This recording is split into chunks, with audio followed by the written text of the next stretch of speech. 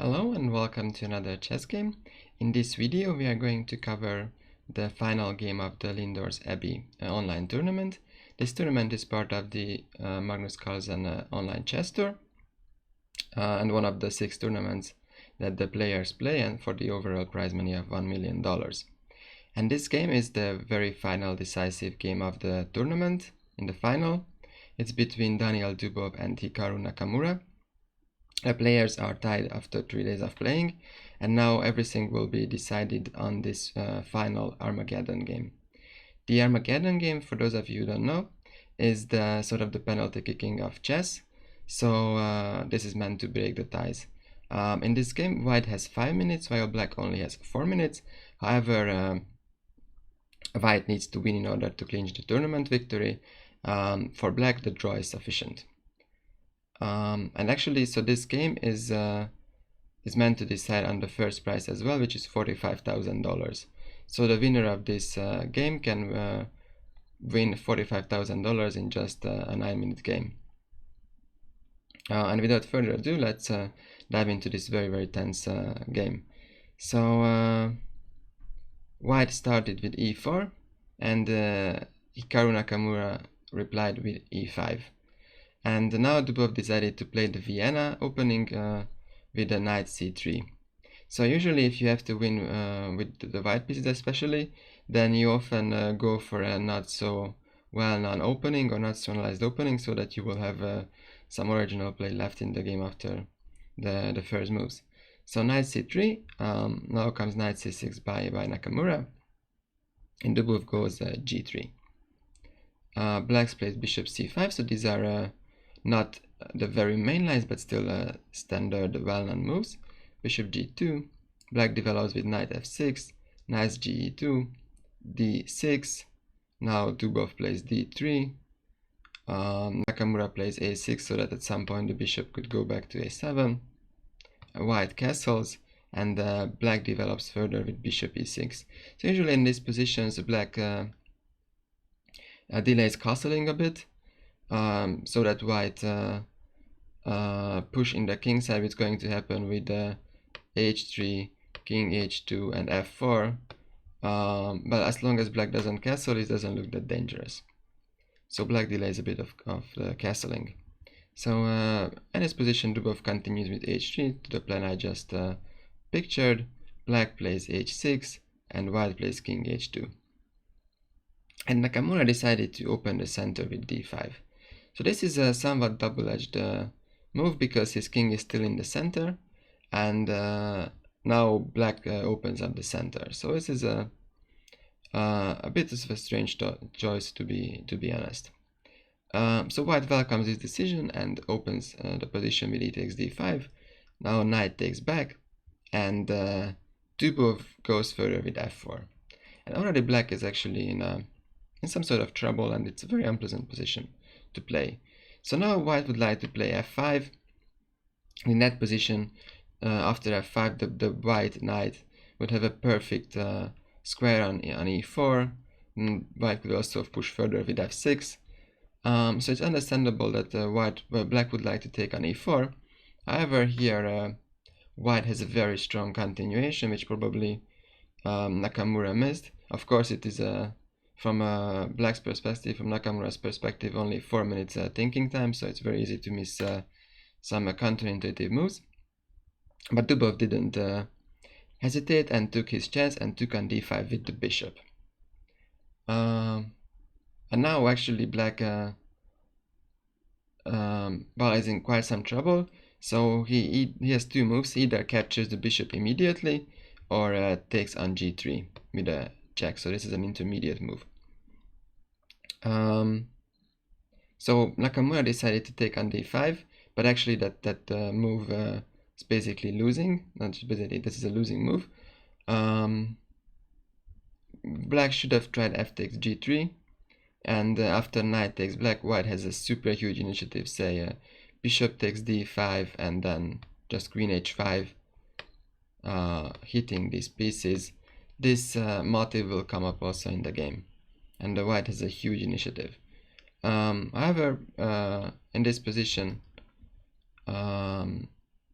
Nakamura decided to capture immediately back, and here you can pause the video, and actually there is a force win for white in from this current position. So the problem is that black has both these bishops that are actually unprotected, and also you will see that there is a problem with the f7 pawn and the king as well.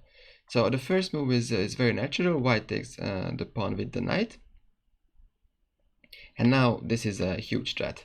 And the problem is that black cannot just go back with the bishop, because then white would just take the bishop, and the pawn has to take back, and after queen h5 this is a double attack, it's a check, and the bishop is hanging. Yeah, so for this reason black's only move is just knight e7, so he has to protect the bishop. Now the bishop seems to be well protected, but again now there is a very simple winning move for, not that simple, but a straightforward winning plan for white, which actually Dubov did miss.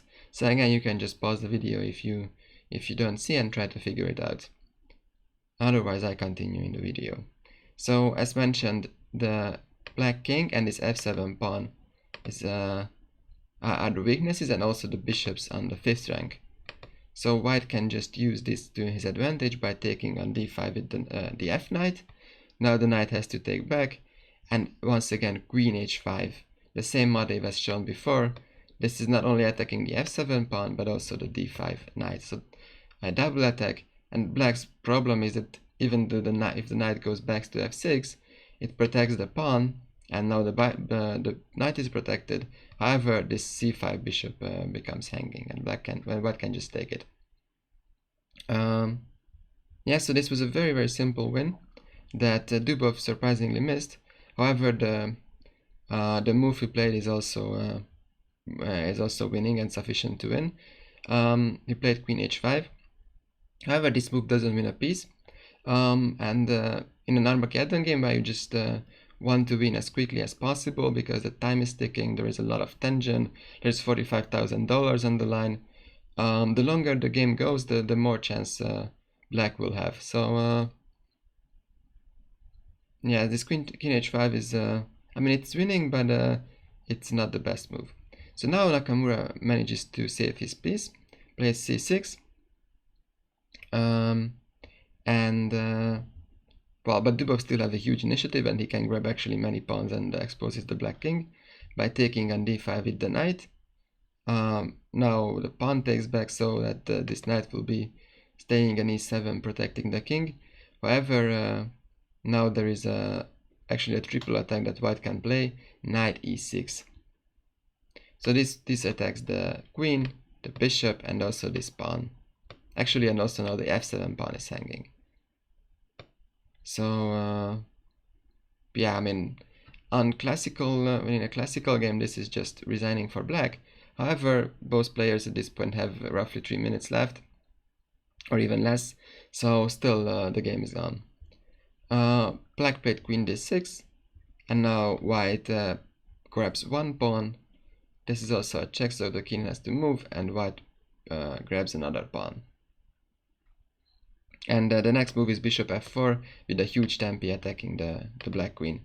So objectively speaking, this is a completely winning position for white. However, this is still not as resigning as the other line I showed was, when white was just up a piece.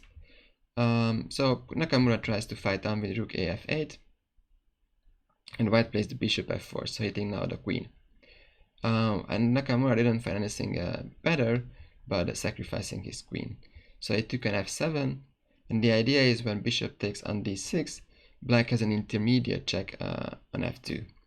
Now the white king has to move.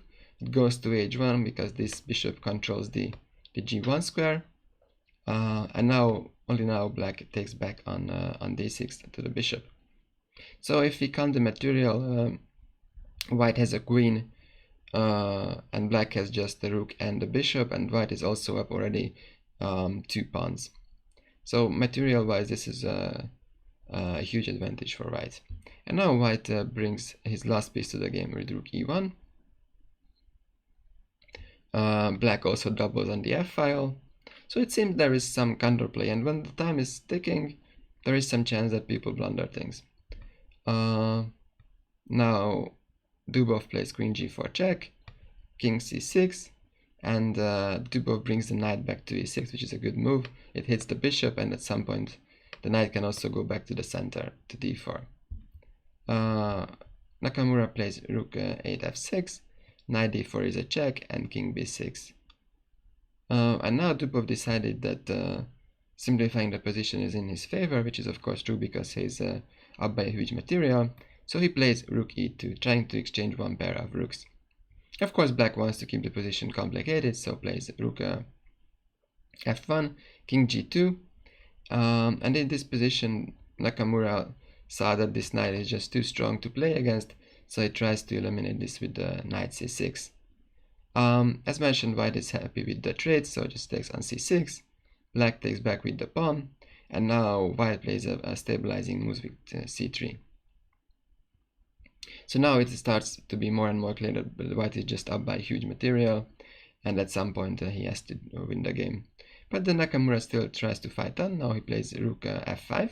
The idea is that after rook g5 and rook g3, black can try to attack the g3 pawn and the white king. White plays b4 with the idea that queen d4 check is a great intermediate move. So rook g5 is not so strong. So rook g5, white can play queen d4 check, and actually the rook is hanging. So to avoid all this, black plays queen b7, but white just gives a confusing check on g7. And I think at this point Nakamura realized that he has absolutely no chance in saving this game, and the rest of the moves are well, not particularly in a fighting spirit anymore. So he plays rook f7. Now white grabs another pawn, bishop c7 to protect the king. Now the white queen goes back, bishop b6 quitting the queen, but white can just play the d4. Now black just moves back. Black also has very few seconds left, so it just moves around. Now h4 is a good move to take away this square, and yeah, just push the pawns at some point. And also white can try to attack the black king by opening up the queen side. And now also black does some favor because he weakens the queen side, a5, a3. Now he pushes further with a3, e4. Black does queen d3, rook f1, and white also opens up the queen side with b5. Now the rook goes back to f6, b takes c6, and now you can see that the black king is also exposed. Well, if it weren't for $45,000 and super short time control, black would have long resigned. But still, Nakamura is actually a very good blitz player, especially online. He also streams a lot on Twitch, how he plays chess. So he still, well, doesn't resign. King c6, queen a6 check, bishop b6, queen takes a4, other pawn is coming, king b7, now queen e8. The white wants to play just rook e7 and then exchange everything.